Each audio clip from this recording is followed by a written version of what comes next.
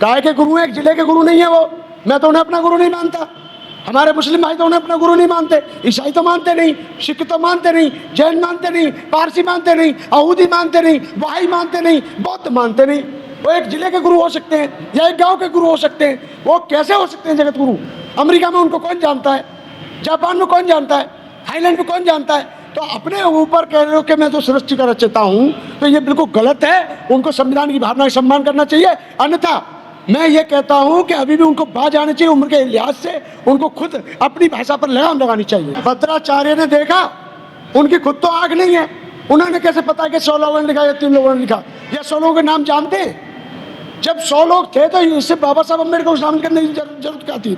इसलिए कहना है ये कि कहीं ना कहीं बाबा साहब डॉक्टर अम्बेडकर के बनाए हुए संविधान से जलते हैं। ये संविधान बाबा साहब अम्बेडकर ने बनाया है, इसलिए उसको ये अछूता मानते हैं। जबकि ये सच्चाई है, हमारे देश का संविधान सर्वोपरि है और उस संविधान के प्रति हमें आदर भाव रखना चाहिए। अगर मनुस्मृति लागू होती है तो हमारे देश का क्या हाल होगा, ये सोचा है कभी? हमारे देश जो है, भारत जो देश है, वो संविधान से चलता है। एक भद्राचार्य कहने से क्या होता है? पहली बात तो उनका बाबा साहब डॉक्टर अम्बेडकर के बारे में बोलना बिल्कुल गलत है। बाबा साहब डॉक्टर अम्बेडकर के द्वारा ही आज उनको भी सम्मान मिल रहा है। संविधान लागू होने से पहले वो कहाँ के शंकराचार्य थे? शंकराचार्य किसने बनाया? हमने तो बनाया नहीं, अपने आप बन गए। और पहली बात, वो जिन पता नहीं क्या क्या समझ नहीं आता। कोई एक शंकराचार्य हो, चाहे भद्राचार्य हो, चाहे साधु संत हो, अरे इन्हें धम्म का काम करना चाहिए, मिशन का काम करना चाहिए, समाज का काम करना चाहिए। ये संविधान पे बोल देते हैं, बाबा साहब डॉक्टर अम्बेडकर के ऊपर बोल देते हैं, लेकिन हमारे देश में जो हाहाकार होता है उसके ऊपर ये चुप्पी साध जाते हैं। एक तरफ वो कहते हैं कि ये संविधान से देश नहीं चलता, मनुस्मृति से चलेगा। तो मनुस्मृति में ऐसी कौन सी व्यवस्था है जिससे सबको न्याय बराबर मिलता हो, समानता का अधिकार मिलता हो? ऐसा कुछ भी नहीं है। मैं उनके विचारों का बिल्कुल विरोध करता हूं और घोर निंदा करता हूं। और ऐसे बाबाओं के खिलाफ सरकार को कार्रवाई करनी चाहिए, उसके ऊपर FIR होनी चाहिए। उसे कोई अधिकार नहीं है बाबा साहब डॉक्टर अम्बेडकर के बारे में खिलाफ बोलने का। काय के गुरु हैं, एक जिले के गुरु नहीं है वो। मैं तो उन्हें अपना गुरु नहीं मानता। हमारे मुस्लिम भाई तो उन्हें अपना गुरु नहीं मानते, ईसाई तो मानते नहीं, सिख तो मानते नहीं, जैन मानते नहीं, पारसी मानते नहीं, यहूदी मानते नहीं, बहाई मानते नहीं, बौद्ध मानते नहीं। वो एक जिले के गुरु हो सकते हैं या एक गांव के गुरु हो सकते हैं। वो कैसे हो सकते हैं जगत गुरु? अमेरिका में उनको कौन जानता है? जापान में कौन जानता है? थाईलैंड में कौन जानता है? तो अपने ऊपर कह रहे हो कि मैं तो सृष्टि का रचयिता हूँ, तो ये बिल्कुल गलत है। उनको संविधान की भावना का सम्मान करना चाहिए। अन्यथा मैं ये कहता हूं कि अभी भी उनको बाज आना चाहिए। उम्र के लिहाज से उनको खुद अपनी भाषा पर लगाम लगानी चाहिए। संविधान में तो महिला राष्ट्रपति हैं, प्रधानमंत्री बनी, मुख्यमंत्री बनी और इंस्पेक्टर बनी, कैप्टन बनी, लेकिन मनुस्मृति में तो कोई महिला शंकराचार्य नहीं बनी, जगतगुरु नहीं बनी। तो उसका गुरु बातें हैं मनुस्मृति। यही आफत है, यही इनको नहीं पच रहा है।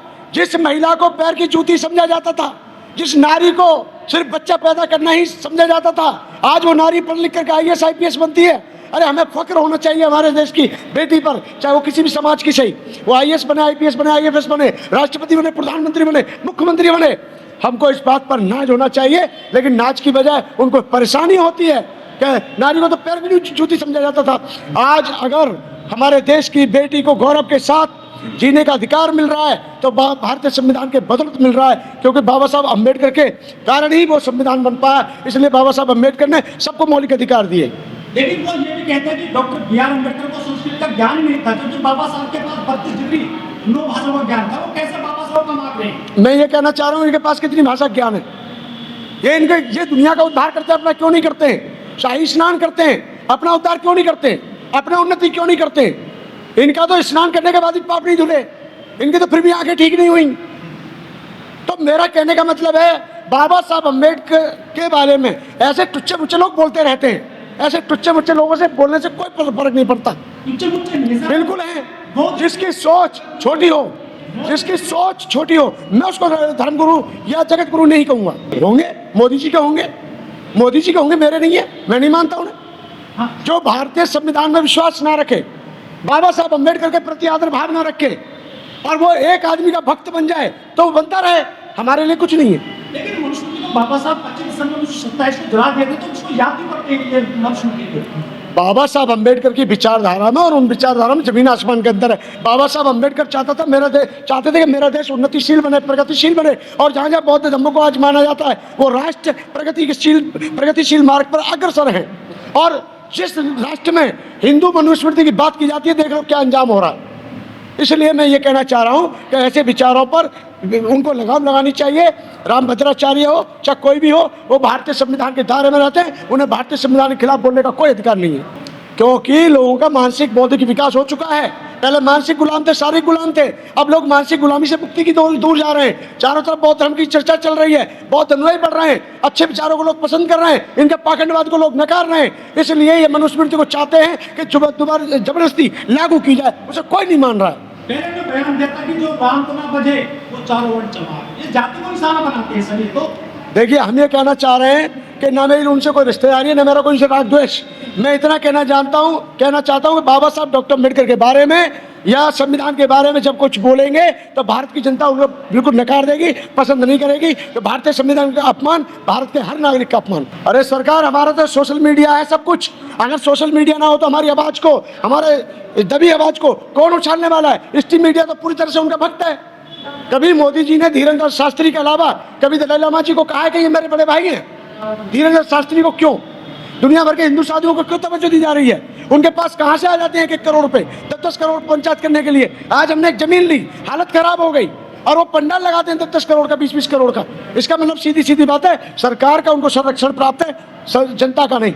वो जो ये भी कहते हैं कि आरक्षण खत्म होना चाहिए जो जाति के आधार पर है, आर्थिक आधार पर आरक्षण मिलना चाहिए देश में। तो अपने घर की बेटियों को उन्हें स्कूल से रोक देना चाहिए, अपने घर की बेटियों से उनको स्कूल से रोक देना चाहिए। उनको पढ़ने लिखने का कोई अधिकार नहीं है, क्योंकि संविधान के बदौलत ही उनकी बेटी पढ़ पा रही है, किसी की भी सही।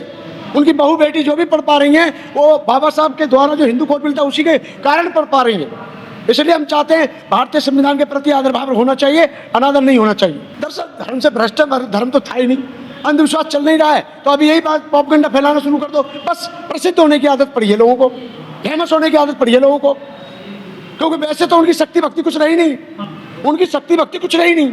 और अब जब वो सब खत्म हो गया तो बवाल कट रहा है। इसलिए बाबा साहब अम्बेडकर के प्रति जो लोगों में आस्था जाग रही है, उसको देख के परेशानी होती है। ये बाबा साहब के संविधान से क्यों नफरत करते हैं? क्योंकि बाबा साहब अम्बेडकर ने संविधान बनाया और बाबा साहब अम्बेडकर को बाबा साहब ना मान के अछूत मानते हैं। सीधी बात है।